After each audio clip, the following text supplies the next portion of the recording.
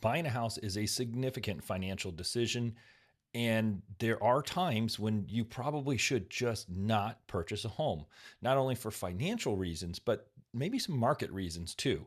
And I know there's a lot of different information out there. People are saying when's a good time to buy. You probably heard, somebody say, "Oh, it's always a good time to buy." Well, we're going to dive into this a little bit more. That's what we're talking about today's video. Let's get started. All right, let's start with this one. It's always a good time to buy. Yes and no. For you, that's what that generally means. It's always a good time to buy a house if the time is right for you specifically in your situation and for your needs. That's really what that means, not taking into consideration market things, so on and so forth. When you're making that decision to purchase a home, you want to take into consideration your finances. And what I mean by that is, yes, you've got a job, but is your job income stable? You don't want to basically put the cart before the horse, saying, well, I'm pretty sure I'm going to get that raise, or I'm relying on overtime money, or I'm relying on secondary income. If there's a shift in the market, shift in the workforce, anything that inhibits you from being able to work your second job, or maybe you didn't get that promotion, unfortunately, or that pay raise. So you don't want to be reliant on that when you're getting ready to purchase a home. Just make sure you have enough savings. Just in general, you should have enough savings. And what I mean by that is at a minimum, a bare minimum, you should have 6 months of bills, the ability to support yourself for 6 months with zero income. That's just a good safety net. I know it's hard to do, and I know it sounds like an unreachable goal, maybe. I promise you, you can do it. If you just take a little bit of money every time you make some money, you'd be surprised.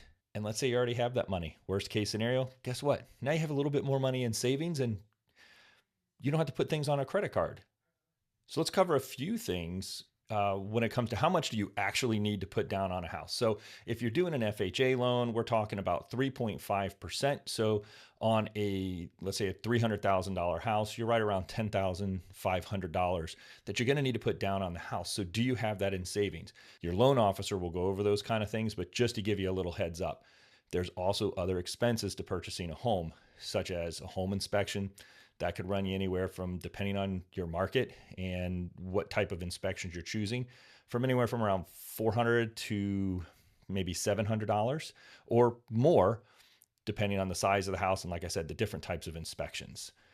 And you also may need to prepay for your insurance, your homeowner's insurance, or at least a portion of your homeowner's insurance, because you're not going to be able to roll that into the financing.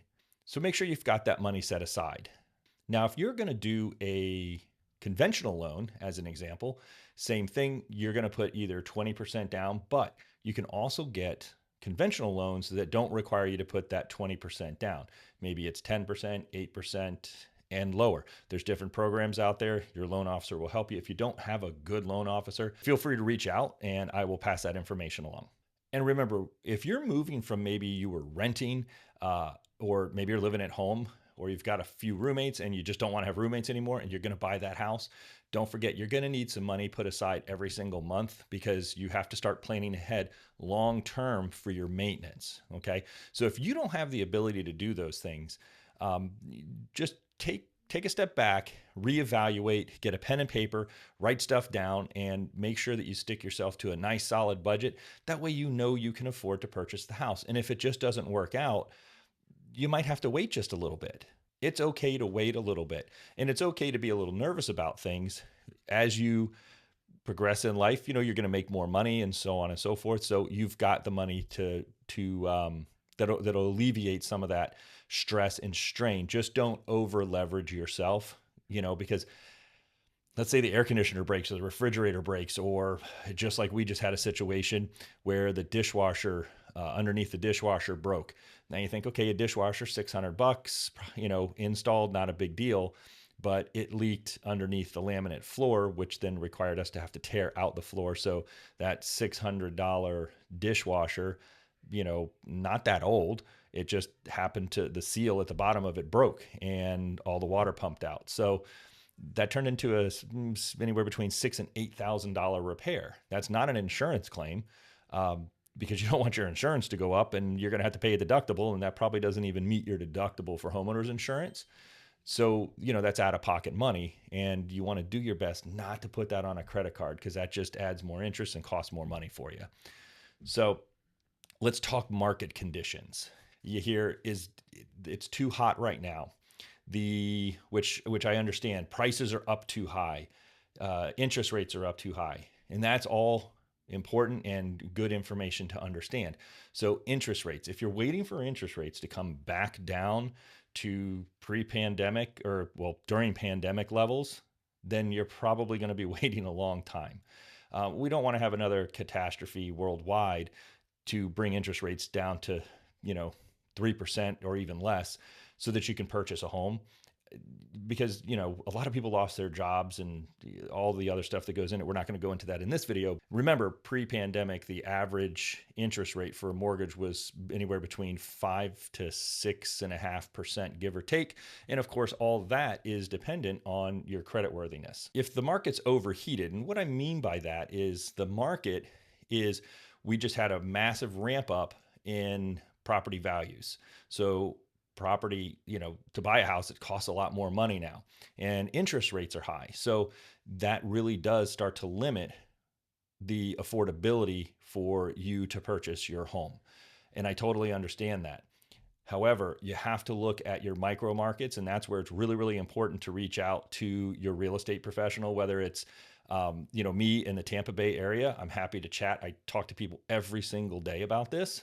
Or you need a reference. I can recommend you people. I've got a lot of different, very qualified real estate agents across the country through my networking, and they'll be happy to help you out.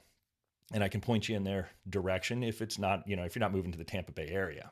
To put a market simply, if, for instance, Tampa Bay is hot, but Miami is not, certain types of homes are not going for what they were, maybe even just as early as a year ago, that's where we're talking differences. So if you're not moving to Miami, who cares what Miami's doing? You need to know what Tampa Bay is doing or what even Tarpon Springs is doing, when you get down into that micro market.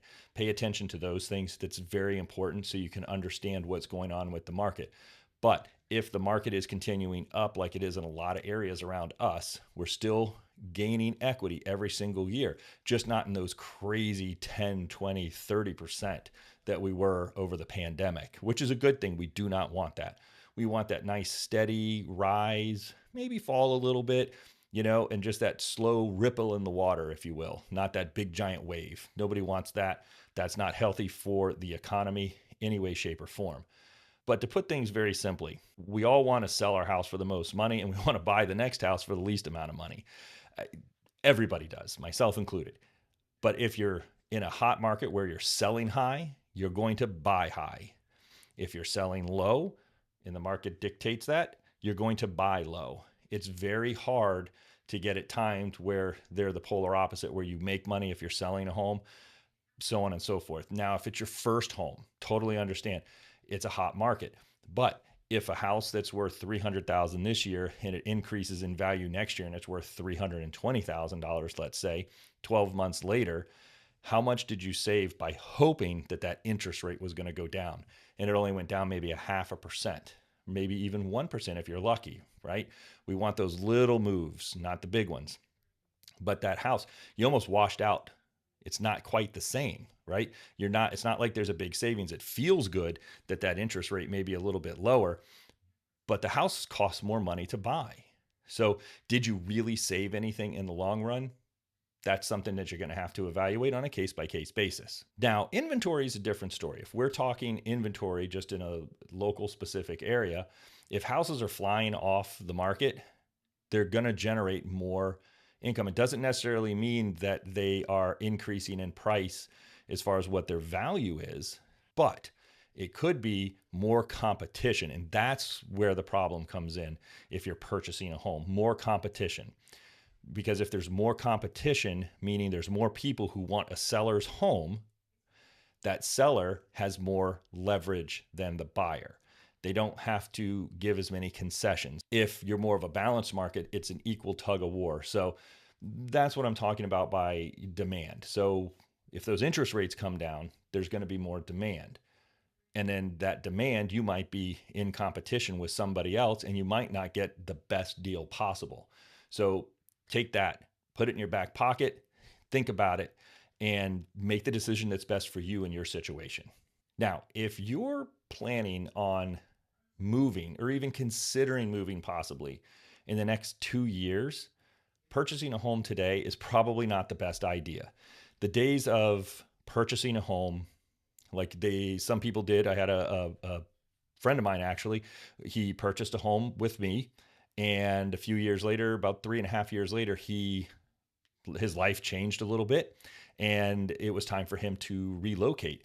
So he put his house up on the market, and he made money after everything. But that was because he bought early into the pandemic. He was competing against other buyers, so he had to pay a little bit more money, and he didn't get the strongest deal as you would if it was a more balanced market, but he got the house and it was a good deal. And at the end of the day, fast forward that 3.5 years, he actually made some money after all expenses. So that was a win for him. That's very hard to do now for the short term. Remember, we're talking about people's homes, their first home or second home, but you're going to live in this house. We're not doing investments. I'm not talking about investors purchasing a home in a certain buy box, which is a certain set of criteria so they can make a certain amount of money, whether they're going to rent it or they're going to reno and flip. So that's not what we're talking about. We're talking about living in the home. And I do have conversations with people and they get confused as to the situation because there's a lot of information out there about when's the right time to buy and looking at the market, but they're approaching things from a standpoint of an investor. You and I are talking about things as a homeowner. It might not be a bad idea to rent, even if it's just short term, 6 months, just to get a lay of the land. If you've never been here, you don't know the general area. I work with a lot of relocation buyers and sellers, and coming into the area sometimes that they've never been into because they've been relocated by their job. It's extremely hard, like I said just a minute ago, to sell your house in 2 years and turn a profit. Now, future planning, this is kind of a hard one to just give general advice to, but if I had to give general advice, I would say if you're a first time home buyer, you're probably going to buy another house. A lot of customers that I speak to think that this is going to be their first and their only house. So they're shooting for the stars and they want the best. And sometimes they get a little over leveraged. And I don't want anybody to get into that situation. You know your situation better than I do, obviously. So if that works for you, then, go for it. But you're probably going to move at some point. If you're 20 something years old and you're buying your first house, that's amazing. But thinking that's the last house you're ever going to own for the rest of your life, it's just not typical. That's just not the norm. Maybe you're going to be the unicorn and you're going to stay in that house for 60, 70 years. That'd be awesome. Planning ahead, if you're going to have a growing family, whether you're maybe having to move some family members into your home or you're going to have children, whatever your situation is, plan ahead a little bit of it because you don't want to have to sell that house 2-3 years down the road if you can at all avoid it. And then the next thing is just make sure you're clear on the actual true cost of owning a home.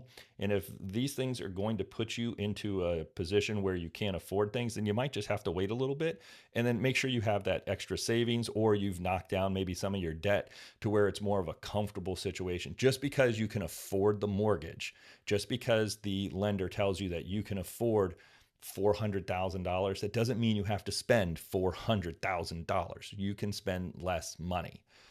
You don't have to spend everything you get. Remember, you're going to get your mortgage payment, your taxes, you've got interest on your mortgage. You've also got to put money aside for renovations and maintenance on your house. Remember, you're not renting anymore, and it's on you to put a new roof on. The AC breaks, the dishwasher breaks like I just talked about and went through. You're going to have to put that roof on. And if that roof is $15,000 or $20,000, you're going to have to save that money up over the however long you have left on the life of your roof. Let's say you have 10 years or 15 years, or maybe you get lucky and you purchase a home with a brand new roof and you've got 20 years, which is a standard asphalt shingle here in our area. Times vary depending on building materials and the location that you're in. So just as an example, if you're saving up for your roof and maybe you've got 15 years left on your roof, the roof's going to cost $15,000 to put on 15 years from now. Remember, there's inflation, but let's just say it's $15,000. You're going to roughly need to save about $85 a month extra. That way you actually have the cash in the bank to do the roof repair and replacement, or you're going to have to put that on some sort of a credit and borrow more money. It's probably easier to put that $85 away a month. And if you just round it up to $100 a month, you've got a strong nest egg. And then if you don't use it, you don't use it. No big deal. You've got a strong nest egg sitting there, and it's never bad to have cash in the bank. Some other ongoing costs is you're going to have HOA fees, to pay every month. And those do typically go up just like your homeowner's insurance goes up. And if I can give you any piece of advice, if you're coming here to Florida to look at houses, please make sure that you put your homeowner's insurance on the front end when you're starting to look for a house. And if you're speaking to your mortgage lender that is in maybe another state, just make sure that they have a strong grasp of what homeowners insurance is in the Tampa Bay area if you're moving here or wherever you're going to go. Our rates vary tremendously depending on how close to any body of water you are. So just make sure that you understand that, because it can really significantly change your mortgage payment. Okay, that's today's video. I appreciate you watching. If there's anything I can do or answer, please feel free to give me a call. As always, I've got my contact information in the description, and I'll pop it up here on the screen. Now, I made this video here just for you guys. It'll kind of carry on in the series. And thanks for watching. Don't forget to hit the thumbs up, like, and subscribe to our channel. It really helps me out, and I greatly appreciate it. I'll see you on the next video. Thanks.